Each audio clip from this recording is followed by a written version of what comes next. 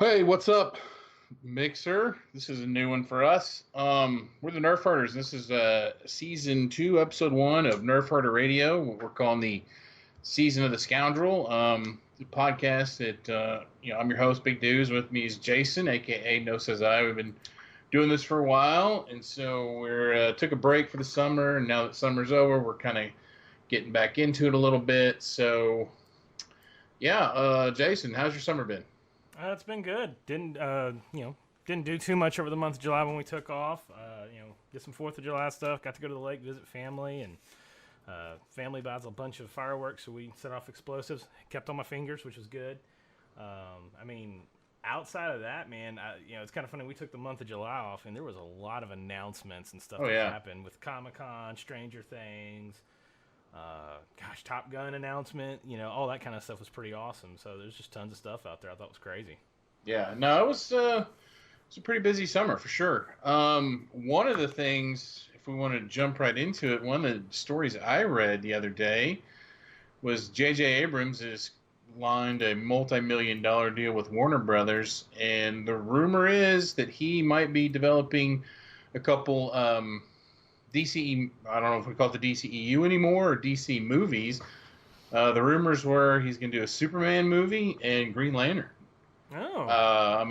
We know what JJ can do. He can, he's probably one of the hottest names in the business right now. So I don't know if they're still going to do Henry Cavill. I know he's still he's still contracted for like one or two more Superman movies. Or is he? I didn't know that. Yeah, Cavill's still on the line for a couple. We'll see what happens, but I like Henry Cavill. I hope they don't try to reboot Superman again. I think we need to start with some consistency. But dude, I would love to see what JJ can do with the Green Lantern title. Now, what has he done superhero movies wise? I know he's done some of the. He did that one that was like the kids had the superpowers or whatever, and right? Was it 8mm or Super 8? Super 8, I think. Yeah, something like that. And so he hasn't. I mean, I don't know what it. I liked Force Awakens. I thought that was good. All this bad robot production stuff that was on TV, I've liked. Yeah. I mean, I can't really think of anything he's done that I haven't liked. He's did some Star Trek movies as well. So. Yeah, redid the Kelvin timeline. Yeah, I don't know. I'm curious. Yeah, I'm kind of tired of Superman. Green Lantern was a flop. It wasn't Ryan Reynolds' fault, but he didn't do the character any justice either. But he was created on this earth to play Deadpool, as we all figured out. Oh sure. But I don't know. DC hasn't really wowed me. I mean, I know you're. For the longest time when we first started this, it was Aquaman. Every episode we had a running tally. I think out of the 30 episodes, 20 of them you've brought up Aquaman. So. Yeah, and I thought it was an okay movie, but I wasn't wowed by it. I really liked Wonder Woman, but there's just not been anything that's really captured my attention in the DC cinematic universe. Now, DC animated, all the Batman movies, and we can talk about that. And that's another thing we'll talk about later too, is our movie reviews, and I won't spoil too much there, but. The animated stuff that they've done from the DC universe side, I've actually enjoyed way more than I have any of their live action. Yeah. And I mean, like I said, this is just a rumor right now. Is if JJ's going to do these two movies. I just know he signed the big deal with Warner Brothers.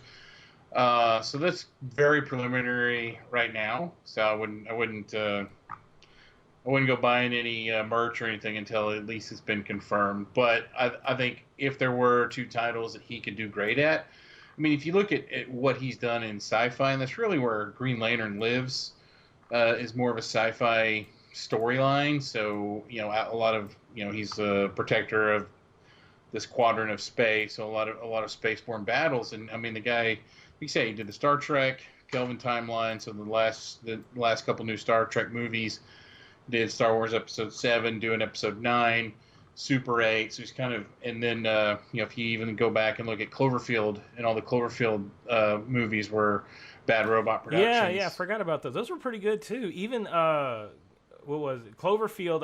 It was okay, but it was a different style movie because they did a lot of it was through cell phone footage. Oh yeah, and they actually filmed it with cell phones. I think it wasn't like edited down like to make it look like cell phone. They literally walked around with cell phones, from what I remember reading about it. So I thought that was pretty cool.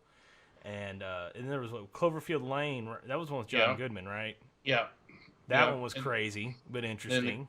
I don't. JJ didn't do that one. I didn't. He.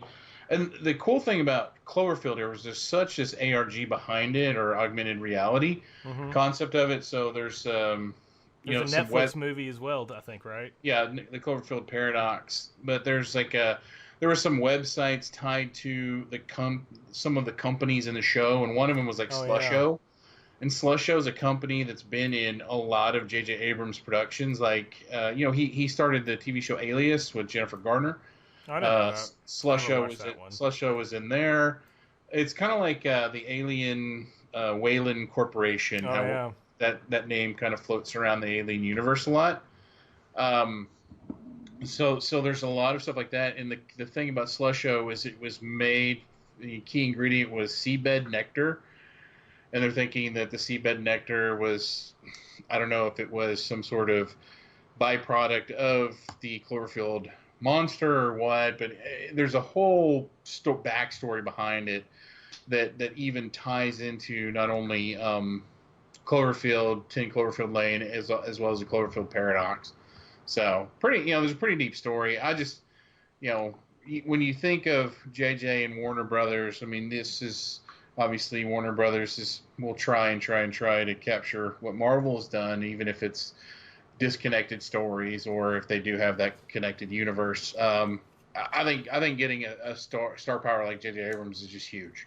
I know. I don't disagree with that. I think that they're not going to get they're going to have to invest a lot, and the return isn't going to be there as quickly as they would like. It's going to be a slowly done thing because Marvel took 10 years for us. Oh, sure. No, excuse me, 11 years for us to get to Endgame. It took us 11 years. Yeah. I mean, that was 2007. No, 2008. Wow, I can't do math, y'all. Sorry. I also can't type. Sorry for the mix-up on the mixer name of Nerford or Radop. We're radio, but I can't type or spell. I don't know. I must have sneezed when I hit enter. So 30 days I'll change it if nobody steals it. Yeah. Or will we just Nerford or Radop? I'll change all the graphics. Whatever. We'll figure it out. But I forgot where I was going with that now. I mean, I don't know. It's I think we'll be interested to see what he does. I mean, heck, dude could probably do a new Lethal Weapon series or Die Hard. He hasn't had a lot of flops that I've seen. Oh no, the guy's pretty solid. So, any other? I mean, while we're talking about J.J. Abrams, I have stayed away from a lot of these spoilers for Episode 9. I know we're like 140 days away or whatever. Yeah. There's been a lot out there, a lot of speculations. I've tried to stay away from it, trying to keep an open mind as I go into Episode 9. Have you fallen prey to any of that? Not necessarily spoilers. I thought some interesting stuff. There's an origin to the Ren Clan, the Knights of Ren, and it's through Marvel Comics. So we know it's a for real thing. And for me, it's been one of those things that they referenced in the first movie and a little bit in the second movie, just sprinkled in there in 7 and 8. But it was this mythical army of people or a group of assassins and force using force sensitive people. Yeah. And December, Marvel's going to launch a 4-issue series. Written by Charles Soule, who did the Darth Vader's series, so I'm really interested in that. I really want to see a story that you could do a movie. I don't care if it's Disney Plus animated, CG, somebody with a flip book flipping through it talking. I don't care. I would love to know more about the Knights of Ren. Where did they go between their formation and why they're not in any of the other movies? Are they floating out in the galaxy, kind of doing, the Lord formerly known as Snoke's bidding, and or what? I think that to me is really interesting. The only other thing I saw was it's kind of second, third hand information, but apparently Kevin Smith got to hang out on the set a little bit. Yeah. And everybody kind of was like, you got to see this really, thing. It's going to blow your mind away. And they're like, well, he's like, what is it? And the crew's like, you just got to go ask JJ about it. And he went up to him, and he's like, you don't want to look at it. It's the final shot of the movie, but it will blow your mind. And I don't know what it is, but and of course it's kind of that rumor hearsay stuff. Wired posted about it, but it's it's just kind of one of those things that's out there floating around about the end of the movie now, which just kind of piqued my mind because as long as he doesn't do like Lost, I'll be happy. I got so confused with the final season of Lost that JJ did. I didn't understand if they were dead or alive, where they were, when they were, or who they were. Yeah. So fun times though. Yeah. I too would like to know more about them. I know a lot of people would, especially there's such this cool, it factor with them, and you hear them briefly mentioned, and then Rey's vision in episode 7, no mention of them at all in episode 8. Was that Ryan Anderson? Yep. Was that JJ? I mean, who knows what the purpose Ryan Johnson? Ryan Johnson. Yeah. I think it would be interesting to find out what they are, who they are, and what their backstory is. I don't want a whole lot of time devoted to it. I think, if this is... Not in this movie, no. I mean, we're concluding the Skywalker saga. If anything, right. The Knights of Ren, what would be really trippy to me is if at the end of the movie... I don't know if you want to talk about it or not. I don't want to... Sure. All right.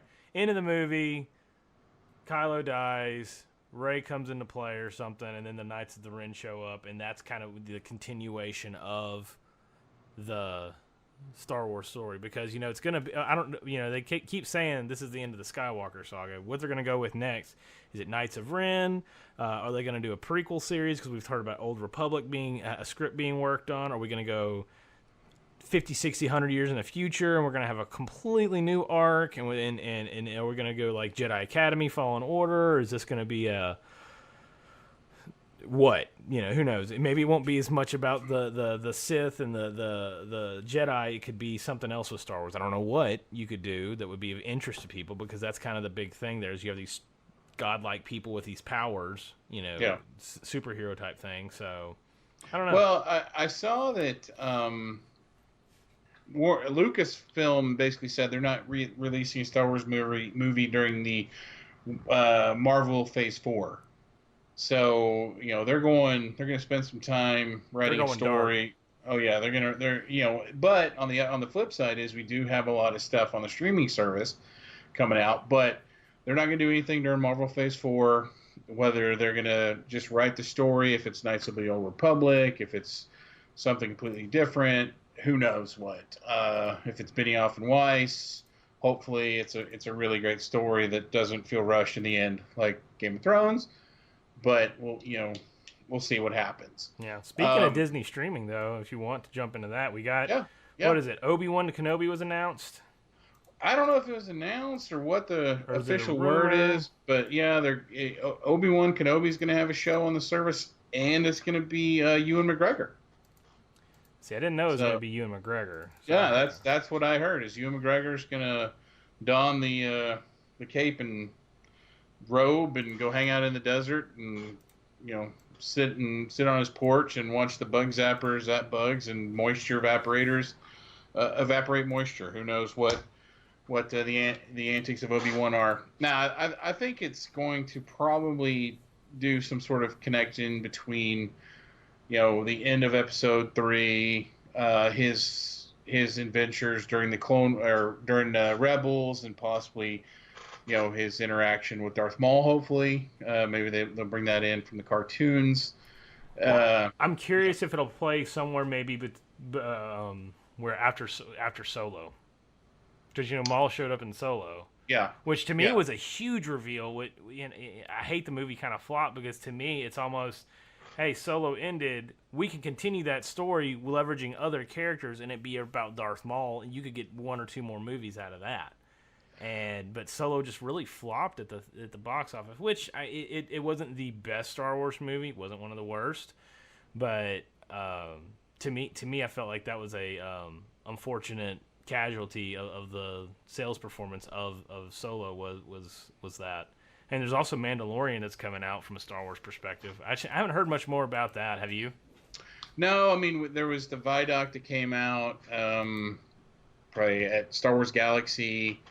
There's been some introduction of the characters and the actors playing them. I know Carl Weathers, Apollo Creed plays kind of the bounty hunter, I guess, taskmaster. I don't know what his role is, but he basically runs this guild and assigns, doles out the bounties. Gina Carano is going to be in it Yep. from, the Ultimate Fighting. Giancarlo Esposito is going to be in it. Nick Nolte's in it. I mean, there's a pretty good It's a cast. healthy cast, yeah. Yeah.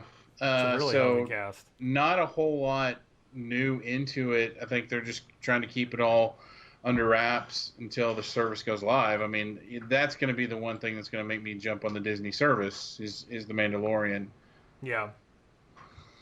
No, So that's yeah.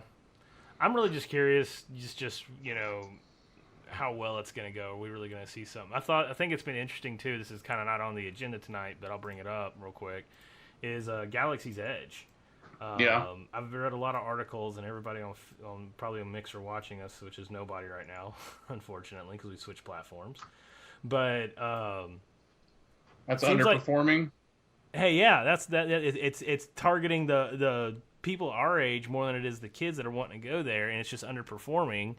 But I mean, Disney is awesome. I've been lucky and blessed to go a couple of times, but between lines, traffic, and just the absolute chaos of the place, I don't know if it would take a lot for me to want to go to Disney right now because it is new and everybody wants to go see it. Yeah. Well, I'll be down in Orlando here in a couple weeks, but not at Disney. I'm going to Universal Studios, so I'm gonna go get my Harry Potter on. Um, I do want to go to Galaxy's Edge, just to experience it, fly the Millennium Falcon. I think that looks pretty cool. I'm not going to build a astromech. I don't plan on building a lightsaber. Who knows? Yeah, I saw that story that they're not drawing the attendance that they were expecting. So that's kind Yeah. of unfortunate. Yeah, but and then Universal's launching a new big some Magic Park or something too. I forget what they're calling it, Mystic Park or something.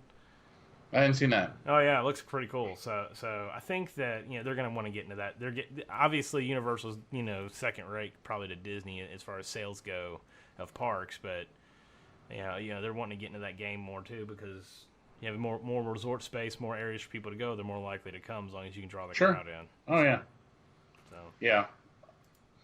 Um, See, we talked about, the Disney Kenobi, and then we want to talk about the Ren Clan. We kind of jumped into that.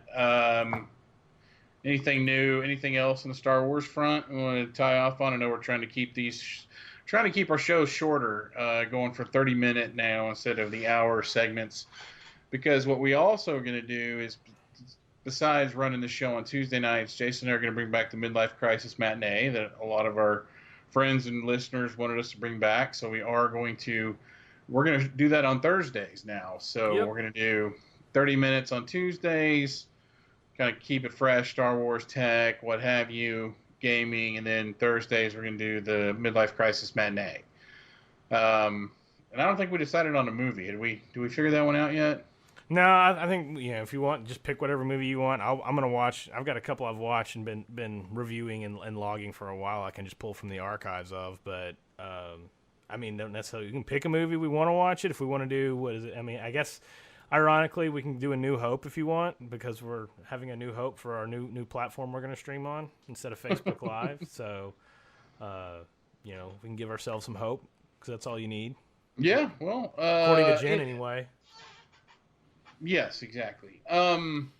Yeah, and as we go into it, we're kind of changing the format. And, Jason and I talked about instead of just one movie that we just kind of hash on. I mean, I watch a movie, Jason watches a movie, and then we kind of share those stories, share the movie between us. I mean, it's not so much a change my mind or segment like that or good, bad, or the other, but basically give our impressions of the movies, what we liked about it, didn't like about it, kind of share those thoughts. The original Midlife Crisis Matinee, we did all 80s movies. Kind of that was the genre we were in back then, kind of that theming. I think we're evolving from that and doing more of an open forum. So, yeah. There's so many, there's only so many great 80s movies, and then if you're like me, you like the B, C, D grade 80s movies, and it's torture for some of those people that are on our podcast, so namely Carter. But apparently he has an issue with Mac and me, but What can I say? Other than Paul Rudd, everybody does. Hey. Don't hate on that little Stretch Armstrong alien. Yeah. No, so yeah, there's a lot of great movies we can pull from. We don't have to just stick ourselves in that decade. Probably go back to a time or two. Might even bring back some of the classics we talked about back when we first ran the show. Yeah. Hopefully we're going to touch on a whole new audience here on Mixer and hopefully expand our horizons and maybe get some more viewers into our show as we do this. So, we're always looking for, feedback and suggestions. So any of the listeners, anybody following us on Mixer, you want to go ahead and throw in a suggestion, we'll love to watch it and give our critique on it. Yeah, so our fans on Facebook, definitely comment on the Facebook page. Sure, and let us know, or Twitter. It doesn't matter. I'll upload this to Facebook probably tomorrow, so that way anybody can go back and watch us on there. But we'll be live on Mixer. Yeah. And we didn't really talk on the Switch. Why we switch platforms, and I think. What was your deciding factor for wanting to switch? Personally, I think that we had reached our capacity on Facebook, and obviously we didn't bring any of them over with us tonight. They're probably also trying to figure out how to sign into Mixer. Hopefully we'll get that worked out. I think Mixer is a great platform. It serves a different purpose. I mean, we talked about staying on Facebook. We talked about going to YouTube or Twitch or Mixer. If you're not familiar with Twitch is another. I'm sure everyone on Mixer knows what Twitch is, but for listeners that may not know it, these Twitch and Mixer are both video game streaming websites that also have a forum for podcasts. So I play video games pretty much exclusively on my Xbox or on PC. Jason plays video games. Mixer has great integration with the Xbox platform and Windows 10.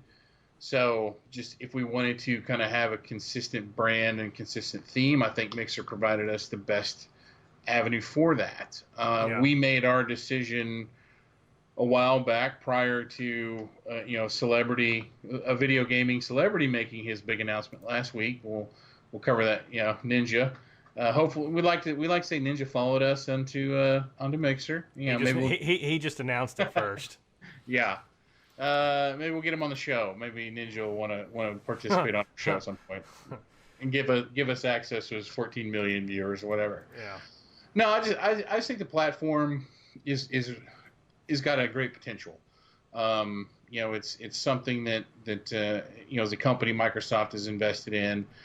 Obviously adding a streamer like Ninja to the portfolio, they're not they're going to provide put a lot of resources into Mixer and making it great. Other than that, I just think it expands the reach. Our Facebook audience isn't growing, whereas Mixer, there's if you look at how many people are online tonight, 1 billion. Yeah. Granted, we'll never see that, hopefully, but like top streams is 4,000 views, 1,700 views, 1,200 views. As we play games and kind of get more into that, maybe we'll build an audience that way, or hopefully a lot of our followers, friends that play Xbox or other games will come with us and tune in. That'd be awesome too. Yeah, Last Wish raid party. Y'all should come hang out with us. Yeah, either that or the other clan that shall not be named. Oh, the clan formerly known as Strike Team Honey Badger? Yes. Rest in peace. Yeah, or not rest in peace. Yeah. Burn in hell, I guess, is the proper term. Ooh, a little drama there. So for me, I think I just being the producer of the show, and having to do Facebook and manage everything, and I give props to people who do this by themselves and they're streaming on their PC. I know Stone Mountain and some of these guys, they do it all one-man show. For me, it feels like a lot of work between managing the different images, the video, the audio. Tried something different. It tested it out yesterday, and as we're about to go live, it didn't work, so I had to reconnect everything the old way, and that worked. So we'll probably just stick with that, and I'll just throw my hands up and give it up, quit trying to reinvent the wheel. But for me, I liked Mixer because the interface is clean. It's a simple interface. It's actually better video quality than Facebook. I hate that we kind of dropped all of our viewers off. But I think there's more, like you said, more room for growth for us here. And we'll just see. Who knows? Yeah. Maybe we'll have buyer's remorse. Well, I mean, it's not like our viewership over Facebook was that big anyway.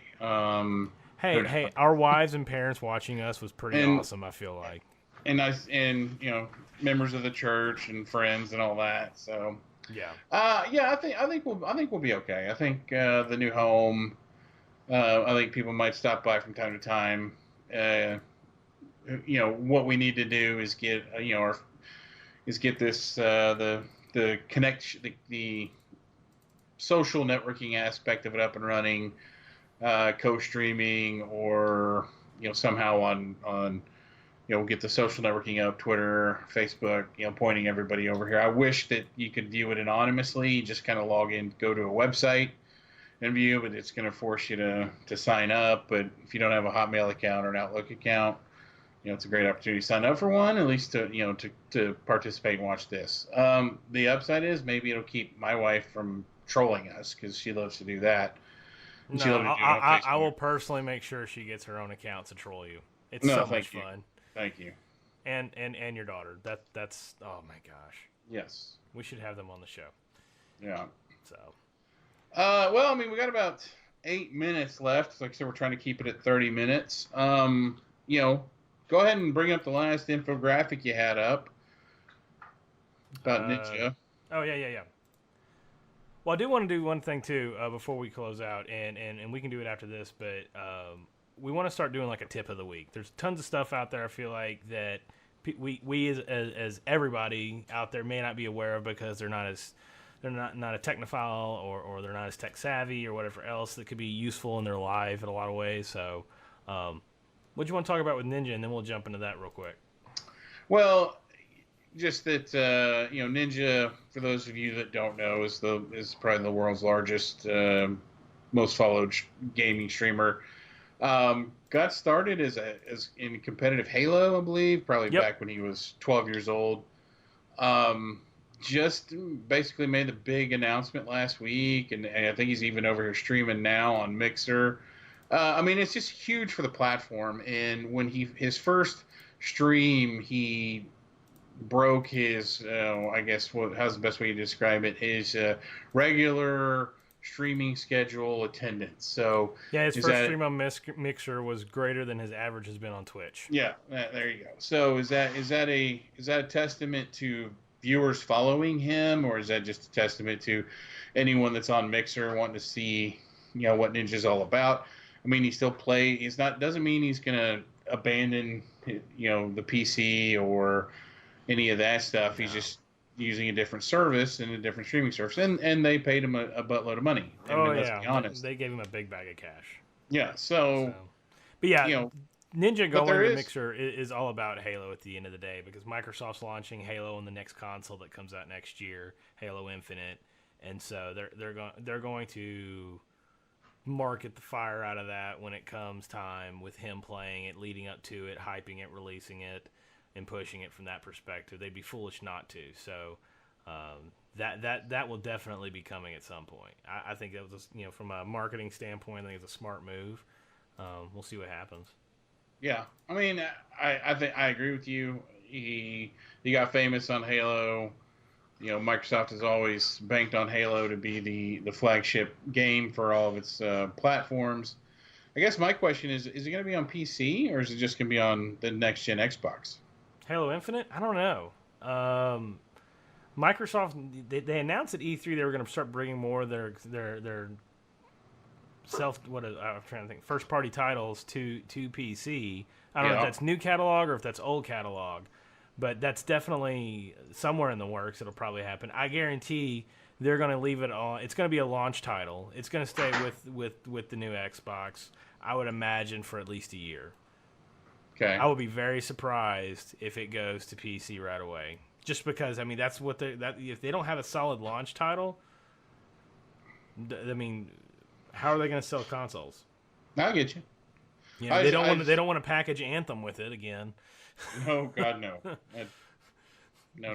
That was a ton of bricks tied down going straight into the black hole of failures. Yeah.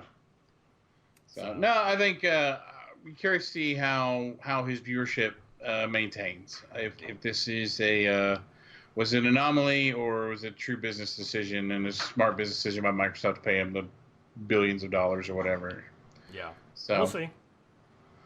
Well, no, okay. So go ahead. What's your life hack, tech hack? What did you want to talk about there? Yeah. So for me, I thought this was really cool. This is something I bought a little more than a year ago. I have kids, and we travel. We go on the road. We do a lot of different stuff, and I'm not giving them cell phones yet, but also they have iPads or whatever other device that doesn't have a lot of storage on it.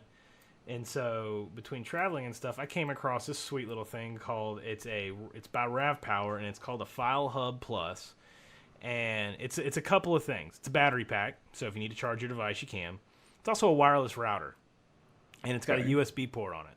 So I can take all of the kids' movies, save them onto a USB drive instead of their iPad, plug it into the USB drive. My kids have the app on their phones or their tablets, and from there I just turn it on. It broadcasts its own Wi-Fi signal, and my kids just connect to Wi-Fi like they would at home, except there's no internet connection, and they access the files on the little USB drive. So instead of me having to worry about a 16 gig iPad having no storage, because I don't want to give my kid a brand new one because they're $500-600 and not doing that, they can use this and they can stream all their movies on it. Hours of movies. You can put a 128 gig USB drive in the thing. Dang, so it's basically like a little power pack / wireless NAS? Yeah, essentially. So I kind of just refer to it as the mobile media server.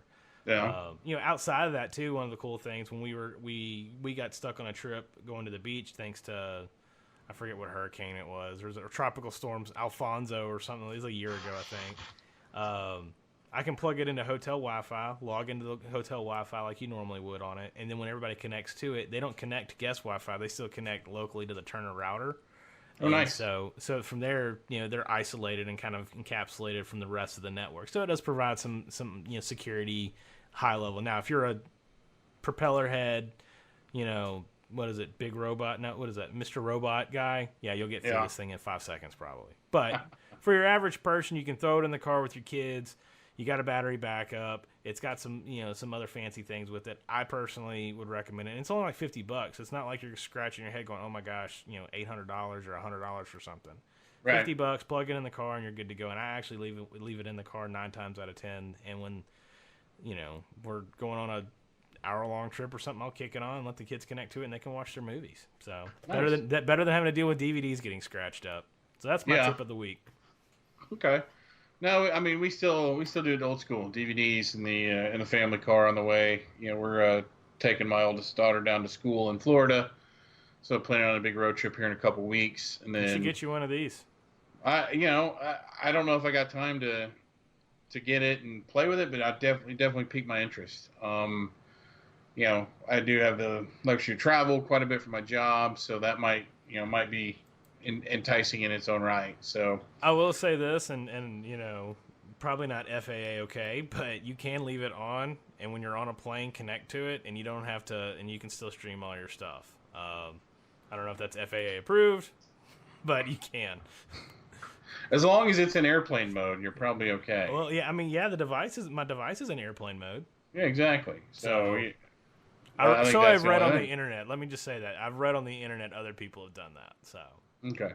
Well, I don't have anything that cool. I'll step up my game next week. But my life hack of the week is if your kids have foam or they play with that putty foam stuff.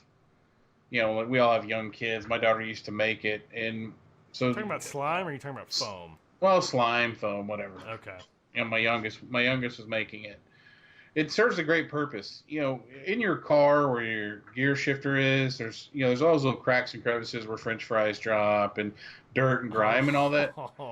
Use the slime foam to tap in there, and it picks all that stuff up. It's amazing. And your kids don't want to play with it afterwards. Exactly. That's ingenious. I need to do that. We have some on a shelf. Yeah. Emma I got a drawer full of slime foam, whatever. She was going to make it and sell it, and then so I would use it to clean my car, get all the all the plastic cracks and crevices in the console. It cleans all that stuff up. So gross.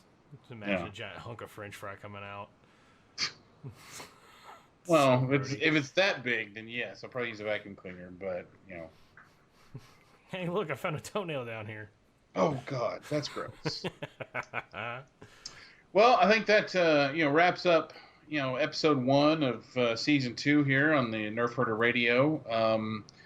Like I said, we're gonna try to keep these short and sweet. We're still gonna maintain the podcast aspect of things, so we'll get the podcast up. We're on Spotify, iTunes, Podbean, so all the streaming services. If you listen to us, you'll still have access to it. We're not sure how this mixer thing works. We're gonna record the podcast. I don't know if we can upload it here, upload it to Facebook. I don't know what we're gonna do. I'll figure it out. I'll leave it to the producer Jason to figure all that out. But I think it's a great opportunity for us to kind of expand our reach and kind of go into the same. We talked about that, but I'm looking forward to the future. Shorter shows, 30 minutes, as long as I can finally wrap the show up. I'm horrible at editing shows, and then Thursday nights we are going to have our Midlife Crisis matinee.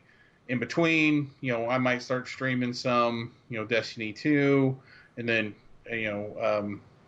some of the PC gaming, and especially if we want to talk, we'll put that on the topic for next week is Destiny 2 on PC, new light, some of that stuff. So, but hopefully get into some PC streaming and maybe grow our channel that way. So, Jason, any last words? No. Hope you enjoyed it. Hit us up on Facebook, on Mixer, on Twitter. All of it's leaked on the Mixer account. All of it's going to be on our Facebook account. It's just facebook.com/NerfHerderRadio, Mixer.com Twitter.com/NerfHerderRadio. Yep, and then Mixer.com NerfHerderRadOp. That'll hopefully get fixed here in the next couple of days if nobody steals it. If not, we'll be NerfHerderRadOp on here. So we'll figure it out. All right, guys. Well, we appreciate you tuning in tonight, and we look forward to talking to you the rest of the season. So, as they say in the Star Wars universe, the Force will be with you.